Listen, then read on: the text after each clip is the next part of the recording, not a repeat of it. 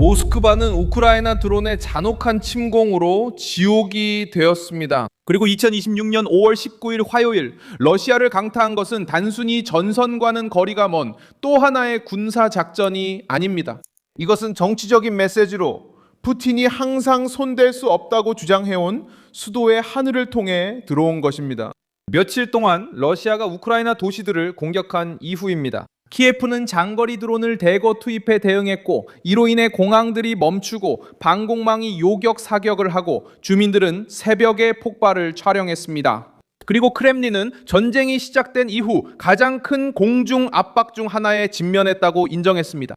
러시아는 24시간 동안 자국 영토에서 1000여 대의 드론을 격추했다고 밝혔으며 그중 수십 대는 모스크바로 향했습니다. 바로 그 점이 충격적입니다. 푸틴이 우크라이나에 떠넘긴 전쟁이 이제 러시아 엘리트의 창문 앞에 나타났습니다. 수도를 두렵게 하고 정권의 방어에 허점을 드러냅니다. 그리고 우크라이나 드론이 이제 단순하고 저렴하면서도 고통스러운 무기가 되어 전쟁의 대가를 모스크바의 정치적 심장부까지 가져다주고 있음을 보여줍니다. 곧 모든 이야기를 전할 테니 정확한 정보가 필요하다면 지금 채널을 구독하세요.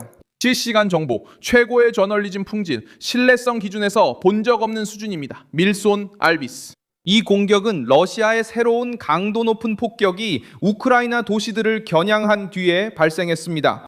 키예프는 미사일과 드론 공격을 받았고 주거 건물들이 파괴되었습니다. 볼로디미르 젤렌스키는 대응을 약속했습니다. 우크라이나는 장거리 드론을 이용해 러시아 목표물을 겨냥한 공습으로 대응했습니다. 이번 작전은 단순한 상징적 행동이 아니었습니다. 러시아 국방부에 따르면 단 24시간 만에 1000대가 넘는 우크라이나 드론이 러시아에 의해 격추되었습니다. 모스크바 방향에서만 세르게이 소베닌 시장은 5월 17일 자정 이후로 81대의 드론이 격추되었다고 밝혔습니다. 이번 사건의 핵심은 모스크바가 더 이상 손댈 수 없는 곳이 아니라는 점입니다. 러시아의 수도는 방공 시스템으로 둘러싸여 있었지만 공항 운영이 중단되는 모습을 보았습니다. 주민들은 폭발음을 들었다고 보고했고 건물들은 피해를 입었으며 당국은 이번 공격의 정치적 파장을 막기 위해 서둘렀습니다. 러시아 수도에서 가장 큰 셰레메티에보 공항은 드론 파편이 공항 부지에 떨어졌지만 큰 피해는 없었다고 밝혔습니다. 모스크바 시민들에게 이는 모든 것을 바꿉니다. 두려움이 더 이상 구경TV에서만이 아니라 비행 중에도 나타나기 시작했기 때문입니다. 동네와 창문, 새벽 소음 속에서 우크라이나는 드론을 썼습니다. 이는 현대전의 핵심 무기 중 하나이기 때문입니다. 조종사를 위험에 빠뜨릴 필요도 없고 대규모 군사부대를 이끌고 국경을 넘을 필요도 없으며 값비싼 미사일에만 의존할 필요도 없습니다. 드론은 정유소, 저장고, 군수 생산과 관련된 공장, 지휘센터, 그리고 러시아 전쟁 기계를 지원하는 인프라를 타격할 수 있게 해줍니다. 키이우는 최근 몇 주 동안 바로 모스크바가 전쟁을 자금 지원하고 지속할 수 있는 능력을 줄이기 위해 이러한 유형의 공격을 확대해 왔습니다. 로이터 통신은 우크라이나가 러시아의 정유소, 저장고, 송유관을 대상으로 한 심층 작전을 강화하고 있다고 보도했습니다. 정치적 표적은 푸틴이었고 군사적 표적은 전쟁을 유지하는 구조였습니다. 우크라이나는 모스크바 외곽에 있는 석유 시설과 정밀 무기 생산에 관여한 공장을 타격했다고 밝혔습니다. 또한 우크라이나는 우크라이나 동부 러시아 점령 지역에서 드론 비행과 관련된 지휘소도 공격했다고 밝혔습니다. 젤렌스키는 전쟁이 계속되고 우크라이나 도시들에 대한 공격이 이어지는 상황에서 이러한 대응은 정당하다고 밝혔습니다. 그리고 우크라이나가 모스크바 주변에 강력한 러시아 방공망이 있음에도 불구하고 국경에서 500km가 넘는 목표물을 타격하는 데 성공했다고 강조했습니다. 모스크바는 항상 통제의 상징으로 여겨졌기 때문에 이번 공격으로 큰 충격을 받았습니다. 푸틴은 힘과 질서 그리고 무적이라는 이미지를 구축해왔습니다. 하지만 우크라이나 드론이 러시아에서 가장 보호받는 지역까지 침투하면서 그 이미지는 깨졌습니다. 이 이미지는 키예프가 모스크바를 점령했다는 것도 전쟁이 끝났다는 것도 아니지만 크렘린에게 정치적으로 위험한 의미를 갖습니다. 러시아 국민들은 전쟁이 자국 내에서도 대가를 치르게 한다는 사실을 깨닫기 시작했습니다. 그 영향은 사망자, 부상자 그리고 물질적 피해로 나타났습니다. 러시아 현지 당국은 우크라이나의 공격으로 최소 4명이 사망했으며 이 중 3명은 모스크바 지역에서 발생했다고 밝혔습니다. 소벰리는 모스크바 정유소 입구 근처에서 부상자가 발생했고 주택에도 피해가 있었다고 보고했습니다. 지역 주지사 안드레이 보로베프는 수도 북쪽 킴키에서 한 여성이 사망했으며 다른 사망자들은 마이티시키 구역의 포고렐키에서 발생했다고 밝혔습니다.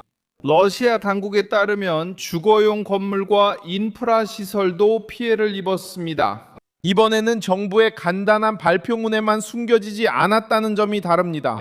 영상, 주민들의 증언, 그리고 당국의 반응 자체가 이번 작전이 수도의 일상에 영향을 미쳤음을 보여주었습니다. AP통신은 크렘린이 전쟁을 러시아 민간인들의 일상과는 동떨어진 일로 포장하기가 점점 더 어려워지고 있다고 지적했습니다. 같은 보도에서는 주말 모스크바 지역에서 벌어진 공습으로 3명이 사망하고 12명이 부상을 입었으며 건물과 주택이 파손되고 석유 관련 지역까지 타격을 입었다고 전했습니다. 그리고 여기서 가장 민감한 부분이 등장합니다. 푸틴에게 있어 우크라이나는 단순히 분노로 보복하는 것이 아니라 드론을 이용해 러시아의 전쟁 경제를 약화시키고 있습니다. 젤렌스키는 최근 몇 달 동안 러시아의 정제 능력이 10% 감소했고 유정이 폐쇄되었다고 말했습니다. 이번 화요일 로이터 통신은 드론이 야로슬라블 지역의 산업시설을 타격했다고 보도했습니다. 이 지역에는 석유 정제 인프라가 있습니다. 쿠르스크, 로스토프 및 다른 러시아 지역에 대한 공격이 계속되는 동안 러시아는 늘 하던 대로 대응하려 했습니다. 러시아 외무부는 키예프가 민간인을 공격했다고 비난했으며 양측 모두 고의로 민간인을 공격하는 것을 부인하고 있습니다. 하지만 크렘린에게 문제는 러시아 자체의 집계가 공격의 규모를 확인해 준다는 점입니다. 모스크바가 24시간 동안 1000대가 넘는 드론을 격추했다고 말할 때 이는 방어 효율성을 과시하려는 시도입니다. 하지만 동시에 여러 지역에 걸쳐 거대한 공중 압박과 조직적인 공격을 받았음을 인정하는 셈이죠. 이번 공격은 기술적인 변화도 보여주었습니다. AP통신은 우크라이나가 모스크바의 방공망을 뚫을 수 있었던 것은 드론 전력의 증강과 우크라이나 전술의 향상을 보여준다고 강조했습니다. 러시아 수도는 방공망이 집중되어 있기 때문에 가장 공략하기 어려운 표적입니다. 하지만 이런 장벽에도 불구하고 드론이 해당 지역에 도달해 피해와 지연 그리고 두려움을 야기했습니다. 이제 벌어지고 있는 것은 압박의 고조입니다. 러시아는 모스크바에 대한 공격 이후 이미 그랬던 것처럼 오데사와 드니프로를 미사일과 드론으로 타격하면서 우크라이나 도시들에 대한 공격을 더욱 강화할 가능성이 높습니다. 우크라이나는 러시아의 전쟁 수행을 지탱하는 시설, 특히 에너지, 군수산업, 그리고 지휘 거점을 계속해서 주요 목표로 삼을 가능성이 높습니다.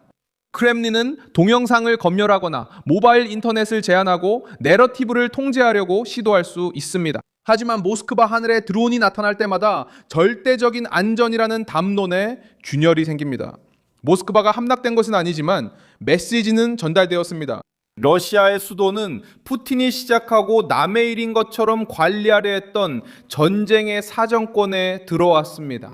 우크라이나 드론들은 이제 거리가 예전처럼 러시아 엘리트를 보호해주지 못한다는 것, 공항이 멈출 수 있고 정유소가 병개태세에 들어갈 수 있으며 권력과 가까운 지역에서도 폭발음을 들을 수 있다는 것을 보여주었습니다. 우크라이나는 저렴하고 정치적이며 고통스러운 방식으로 대응하는 방법을 찾아냈습니다.